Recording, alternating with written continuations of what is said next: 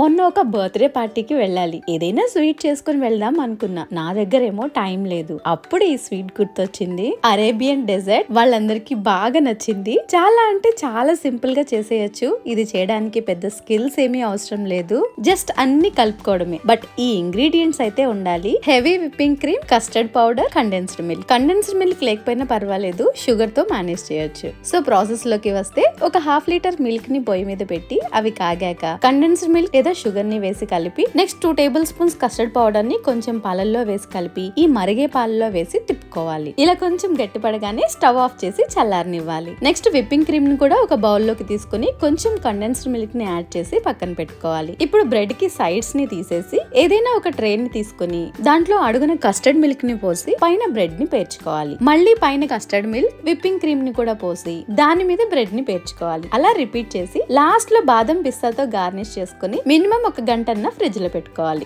Simple గా ఉంటుంది, బాగుంటుంది, ట్రై చేయండి.